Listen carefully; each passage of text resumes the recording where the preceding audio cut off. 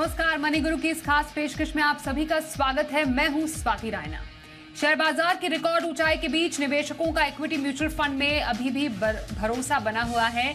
जून 2023 में equity mutual fund में net inflow मई के 3,240 करोड़ रुपए के मुकाबले दुगने से भी ज्यादा रहा। मतलब 8600 करोड़ रुपए का जो निवेश वो इक्विटी म्यूचुअल फंड में आया है जून के महीने में, जो कि पिछले 3 महीने में सबसे ज्यादा निवेश है। वहीं एम्फी के आंकड़ों के मुताबिक इक्विटी फंड में निवेशकों ने स्मॉल कैप फंड में जमकर पैसा लगाया।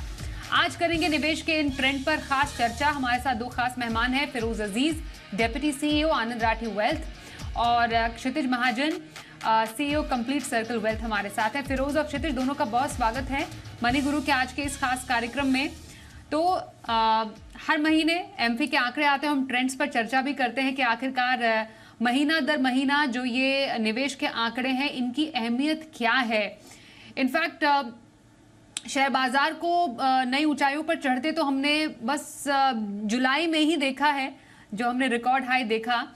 तो वो शायद एग्जैक्ट आंकड़े हम जो म्यूचुअल फंड के हैं उसमें ना देख पाए, बट फिर भी अगर एक मोटा मोटी समझें फिरोज इन फिगर्स को, जो कि जून के आंकड़े कहते हैं, क्योंकि जो नेट आउटफ्लो है वो 2022 करोड़ का रहा है और इक्विटी में पिछले बार के मुकाबले जो निवेश है वो बढ़ा है।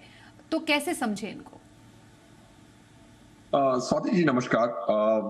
पॉइंट 1 ये है कि देखिए, अब इक्विटी के जो इनफ्लोस आ रहे हैं वो 2 माध्यम से आते हैं। एक एसआईपी के माध्यम से आते हैं, दूसरा जो बड़े लोग एचएनआईज जो होते हैं या फिर मैस एफ्लुएंट जिनको कहते हैं, या एफ्लुएंट जिनको कहते हैं, वो खरीदते बेचते हैं लमसम में।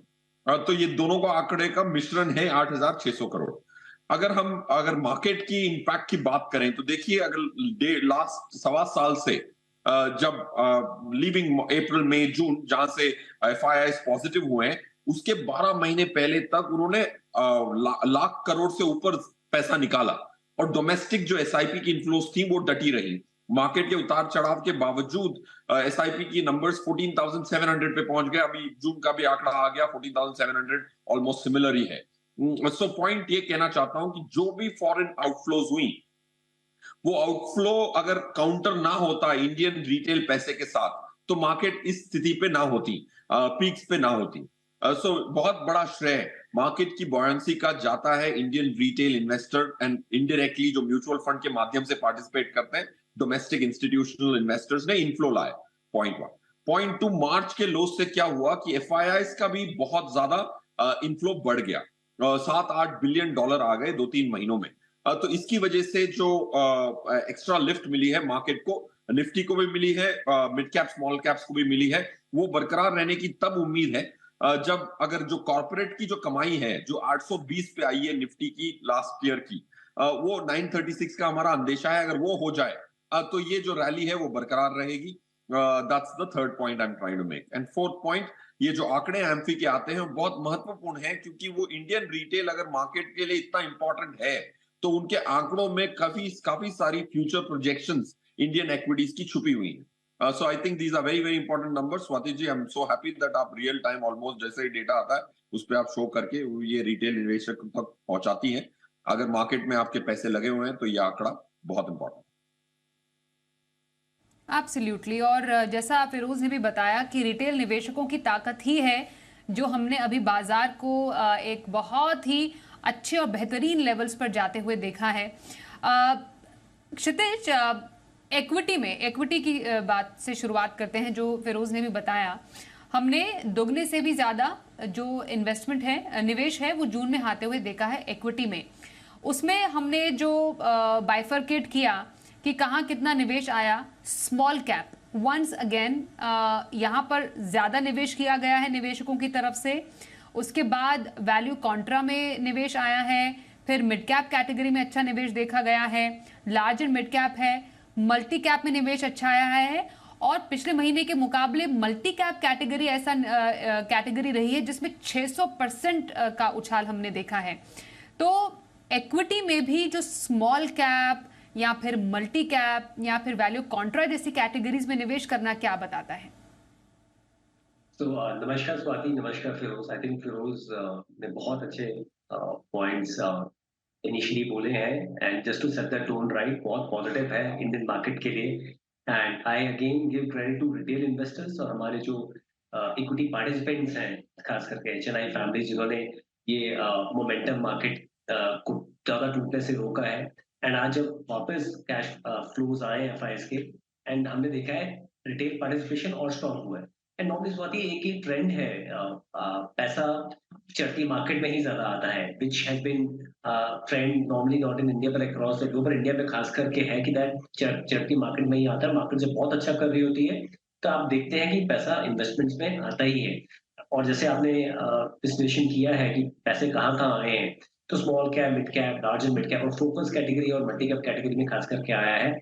एक हमने देखा है कि थोड़ा ईटीएफ और इंडेक्स फंड में फ्लोज थोड़े कम हुए हैं, पर उसका ऑब्वियस रीजन है। एक तो यह है दैट आपका जो मल्टी कैप कैटेगरी है वो आपको across various category, small, mid और लार्ज में पार्टिसिपेशन दे देता है, और वो अपने आप में एक इवॉल्व कैटेगरी है। हम हमेशा कहते हैं नया इन्वेस्टर जो आ रहा है वो इंडेक्स फंड ले ले, निफ्टी 50 ले ले या लार्ज कैप फंड ले ले, बट जो भी एग्जिस्टिंग इन्वेस्टर्स हैं, अब वो ग्रेजुअली एक ग्रेजुएशन देखते हो, अपग्रेडेशन देखते हो कि वो लार्ज कैप से अपना थोड़ा allocation towards multi cap, large and mid cap की तरफ जाते हैं।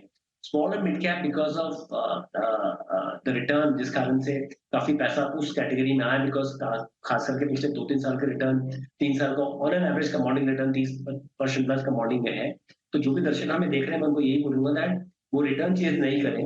अगर उनका पैसा 7 से 10 साल से ऊपर का है तभी वो स्मॉल कैप मार्केट में आए। और ये बहुत वोलेटाइल आपका फंड कैटेगरी है। आप देखिए काफी स्मॉल कैप फंड से पैसा लेना लमसम बंद भी कर दिया है। तो आई एम सेइंग वो बिकॉज ऑफ रिटर्न चेज कर रहे होते हैं क्लाइंट, ज्यादातर उस कैटेगरी में आपको पैसा कैश इसलिए आपको देखने को मिलता है। बट यस, अक्रॉस कैटेगरी में फोकस में ज्यादातर और उसमें ज्यादा आपका पैसा मूव हुआ है। सबसे ज्यादा स्मॉल कैप में आया है in terms of growth wise, 67% के आसपास ग्रो किया है जितना पिछले लास्ट मंथ आया था। बट लार्ज कैप में हमने देखा है वहीं पर ट्रेंड थोड़ा नेगेटिव है इन टर्म्स ऑफ पैसा निकला है उस कैटेगरी से। So overall you ask me, ये बाइफर्केशन है, जहां ऐसे कारण मैं बता रहा हूँ जिस कारण से लग रहा है कि इन कैटेगरीज में पैसा आया है। हमने एक अपने अपने कंपनी के साइड पे भी ट्रेंड देखा है दैट जितनी नई स्टेप्स भी आ रही हैं उसमें मल्टी कैप और फोकस में 50 to 60% स्टेप्स आपकी जा रही हैं। तो वो आप शिफ्ट इस मंथ में नहीं, आने वाले शिफ्ट में भी देखेंगी कि वो बास्केट थोड़ी ज्यादा बड़ी होगी यहाँ से। पर एक बहुत पॉजिटिव साइन है, जिस तरह से नंबर दिख रहे हैं, तो बहुत ही पॉजिटिव साइन। बिल्कुल बिल्कुल क्षितिज। इनफैक्ट फिरोज, जहां पर निवेश आया small cap, value Contra, mid cap, large and mid cap, multi cap में हमने अच्छा इन्वेस्टमेंट देखा है, पर लार्ज कैप का क्या? लार्ज कैप में 2000 करोड़ से ज्यादा आउटफ्लो हमने देखा है, और ये कंसेक्यूटिवली हमने देखा है पिछले कुछ महीनों में। लार्ज कैप में कैटेगरी में सुस्ती की बड़ी वजह क्या हो सकती है? स्वाति जी देखिए, ये जो आंकड़े हैं लास्ट 6 महीने से देख रहे हैं हम, तो ये बहुत क्लियरली इंडिकेट कर रहा है कि इंडियन रिटेल इन्वेस्टर और इंडियन म्यूचुअल फंड इन्वेस्टर थोड़ा ज्यादा स्मार्ट हो रहे हैं। I will come to your pointed question Swati ji. जैसे आपने कहा कि स्मॉल कैप में काफी पैसा आ रहा है, स्मॉल कैप में पैसा आ रहा है, और लास्ट 5 इयर्स की अगर आप स्मॉल कैप की परफॉर्मेंस देखें तो निफ्टी से अंडर परफॉर्म किया है स्मॉल कैप। बहुत सारे इंडिसेस हैं, निफ्टी की जो स्मॉल कैप 250 इंडेक्स है जो एक म्यूचुअल फंड इन्वेस्टर के लिए बहुत रेलेवेंट होती है, उसने 5%, 4% से निफ्टी को भी पर एनम अंडर परफॉर्म किया है, फिर भी पैसे आ रहे हैं, which I think is a great news. वरना क्या होता था कि इंडियन रिटेल हमेशा लास्ट में आता था और सबसे ज्यादा नुकसान वो भरते थे, और वो हमेशा इक्विटी से नाराज होते थे। That's point 1। अब लार्ज कैप कैटेगरी के साथ आउटफ्लो क्यों हो रहा है? क्योंकि एक इन्वेस्टर समझ चुका है कि लार्ज कैप फंड और लार्ज कैप स्टॉक में जमीन आसमान का अंतर है। लार्ज कैप फंड रखे बगैर भी आप लार्ज कैप स्टॉकों में अपना निवेश 50-60% निवेश लार्ज कैप स्टॉकों में रख सकते हैं। फॉर एग्जांपल, अगर आप फ्लेक्सी कैप खरीदते हैं तो 60-70% लार्ज कैप में ही होता है, मल्टी कैप खरीदते हैं तो उसमें भी 40-50% भी लार्ज कैप होता है। तो ये इन्वेस्टर समझ चुके हैं कि लार्ज कैप स्टॉक में पार्टिसिपेट करने का सिर्फ एकमात्र जरिया नहीं है लार्ज कैप फंड। और लार्ज कैप फंड में अगर हम तुलना करें दूसरी कैटेगरीज, दूसरी बाकी जो 9-10 रेलेवेंट कैटेगरीज हैं, उसमें से लार्ज कैप ने सबसे ज्यादा डिसअपॉइंटमेंट दी है दोनों काउंट्स पे। 38% लार्ज कैप स्कीमें हैं जिन्होंने एक्स्ट्रा रिटर्न पासिंग मार्क से ज्यादा दिया, बेंचमार्क से ज्यादा रिटर्न देने वाली सिर्फ 38% स्कीमें, और जिन्होंने आउट परफॉर्म भी किया उन्होंने सिर्फ 2.5% से किया।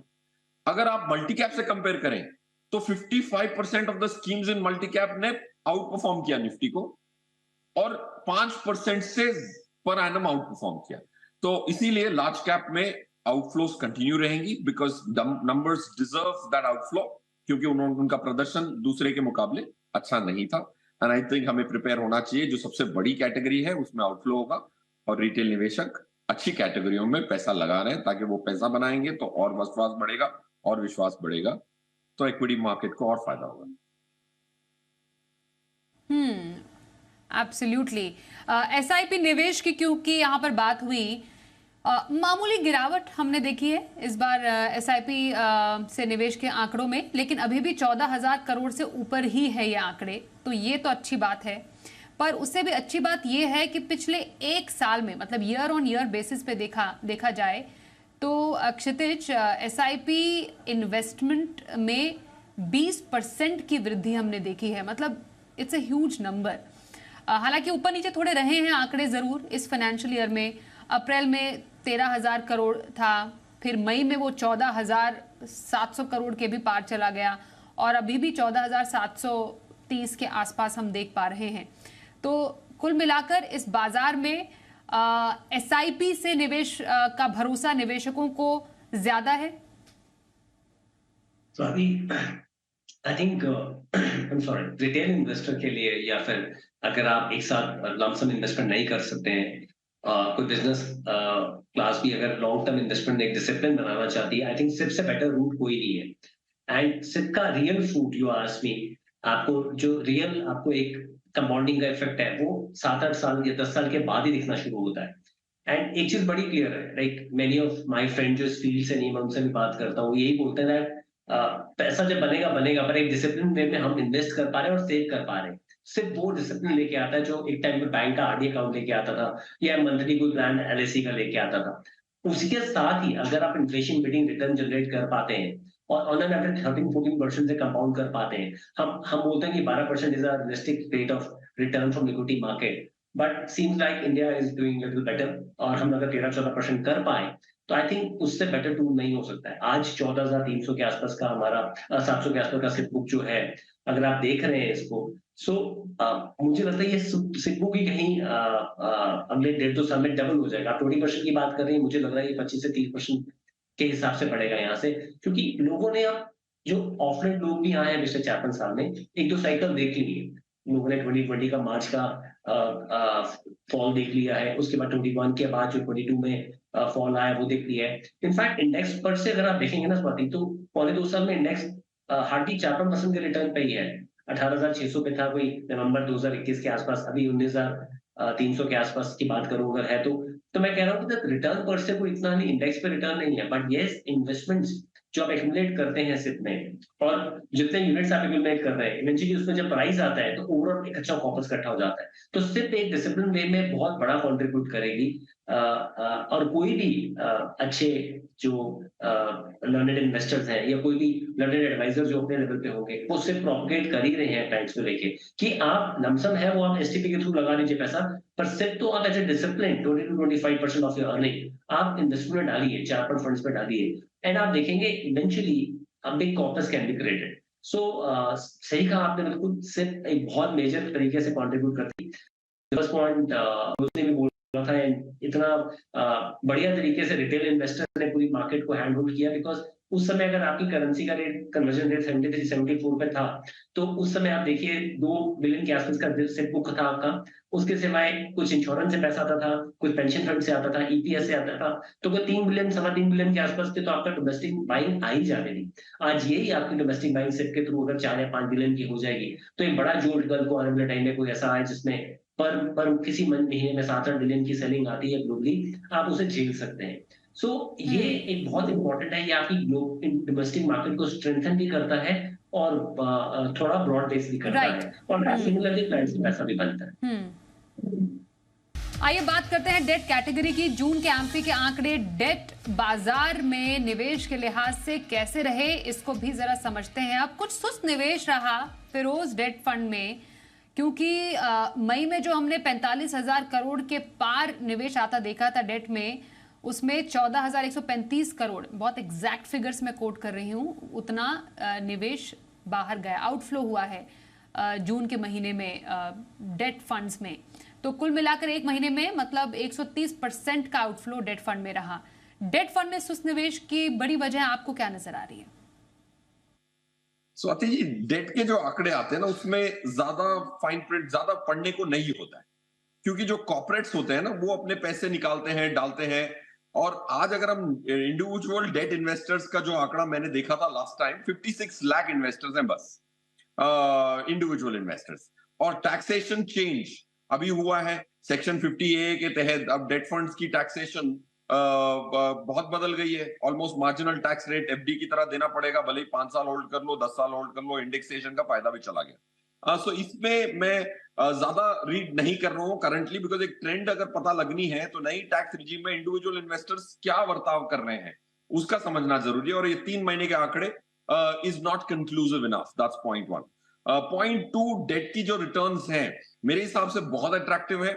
आई थिंक अगर कोई भी एफडी इन्वेस्टर आज भी अगर हाईएस्ट टैक्स ब्रैकेट में ना हो तो एफडी से अच्छी रिटर्न्स आ सकती हैं, क्योंकि ब्याज दरें जो आज की स्तरों पे हैं वो गिरने की संभावना है।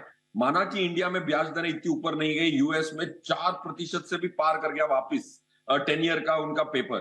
और गवर्नमेंट ऑफ इंडिया का पेपर जो है वो 7 के इर्द गिर्द घूम रहा है, वो 10 सालों से वही इर्द गिर्द ही उसकी एवरेज है। सो पॉइंट ये मैं बोलना चाहता हूं कि डेट फंड्स में रिटेल इन्वेस्टर का पैसा आना चाहिए, क्योंकि अगर इंटरेस्ट रेट नीचे जाता है तो 10-11% की भी रिटर्न मिलने की संभावना है पर एनम 2 साल की होल्डिंग पीरियड पे।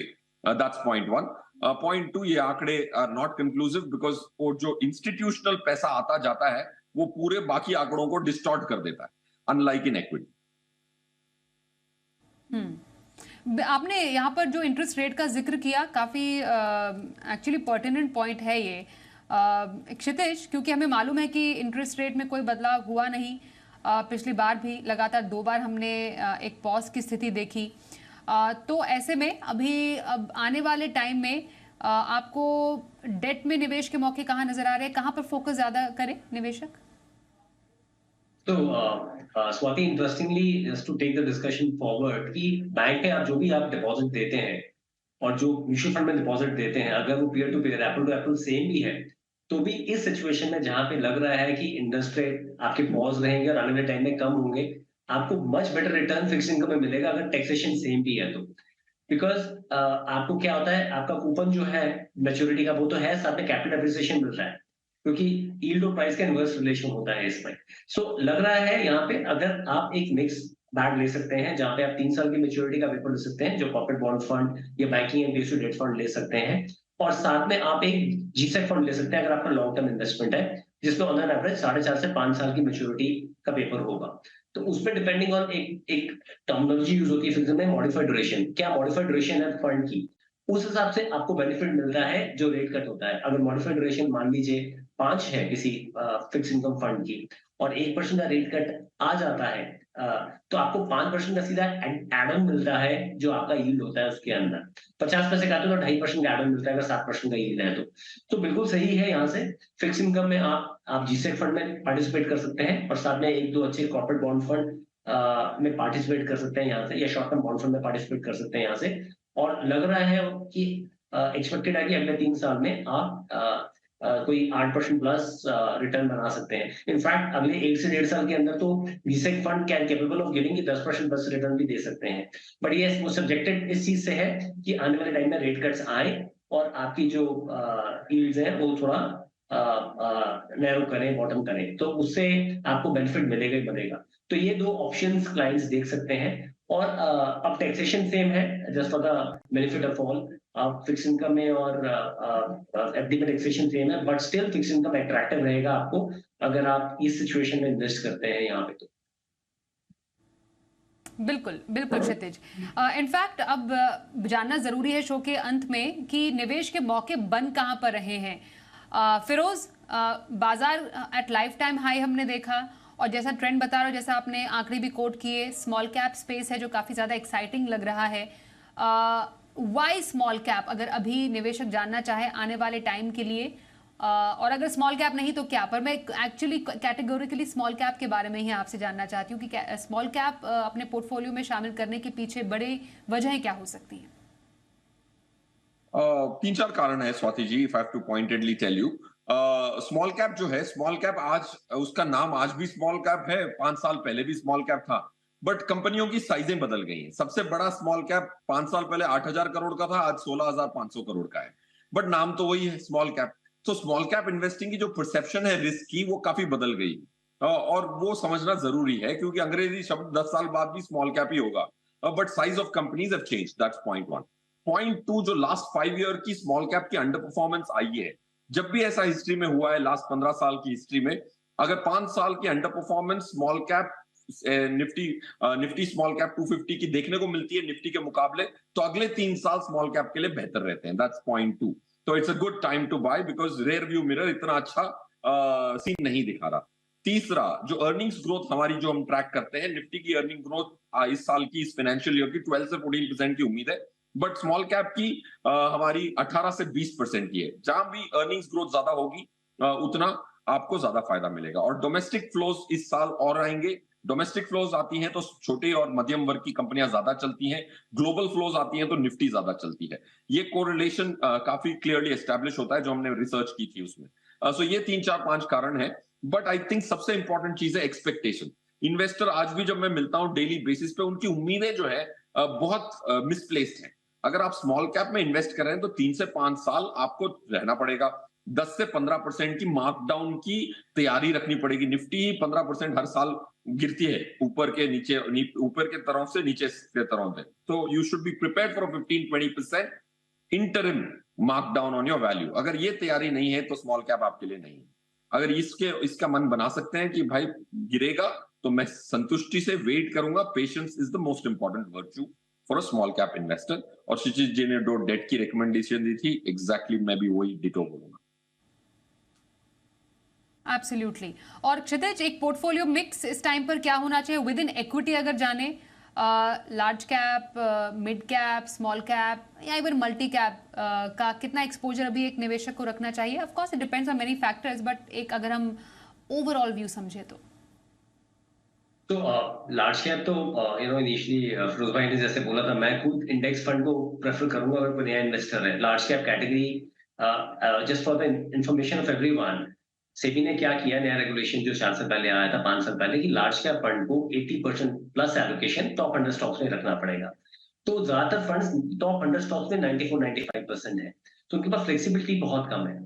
तो उस फंड कैटेगरी के लिए आप इतना हाई एक्सपेंस पे करें, डजंट मेक सेंस। तो लार्ज कैप कैटेगरी जो नए इन्वेस्टर्स आ रहे हैं वो वहां पे इंडेक्स फंड ले। अदरवाइज कोई इवॉल्व इन्वेस्टर है तो अपनी कैटेगरी में 50-60% मल्टी कैप या फोकस फंड्स रखें या फ्लेक्सी कैप फंड रखें, मतलब जहां मल्टी कैप बास्केट है। 20-30% लार्ज और मिड कैप रखें, 20% के करीब वो अपना मिड कैप रखें, और depending on their risk appetite, अगर वो they are ready to take little bit more risk and they are here for more than 7-8 year plus investment, तो स्मॉल कैप लें। स्मॉल कैप एक बहुत ब्यूटीफुल बास्केट है, बड़ी उतनी वॉलेटाइल है, तो मैं उसमें ऐड नहीं करूंगा क्योंकि फिरोज ने बहुत अच्छे से समझाया वो वाला बास्केट। एंड हमें उसको समझना है कि दैट ये बास्केट कोई 1-2-5 साल के लिए नहीं है। कई बार वो जेस्टेशन लंबा हो जाता है, पर over a period of time small cap, because underline companies ने अर्निंग 18 से 20% प्लस कैपेबल होती है देने के लिए, तो वो उतने परसेंटेज रिटर्न कैपेबल है डिलीवर करने के लिए। तो स्मॉल कैप बास्केट जो है आपके पोर्टफोलियो में 10-15% होनी चाहिए। सो 50-20-20-10 ये आप देख सकते हैं between multi cap, large and mid cap and small cap. Okay, तो चलिए, हमने आज बेसिक फाइनेंशियल प्लानिंग समझी और एम्फी के जो नंबर है उससे क्या ट्रेंड निकल कर आता है, आने वाले टाइम में निवेश के मौके आपके लिए कहां बन रहे हैं। फिरोज और क्षितिज, आप दोनों का बहुत धन्यवाद हमारे साथ इस चर्चा में शामिल होने के लिए। मनी गुरु में बस इतना ही।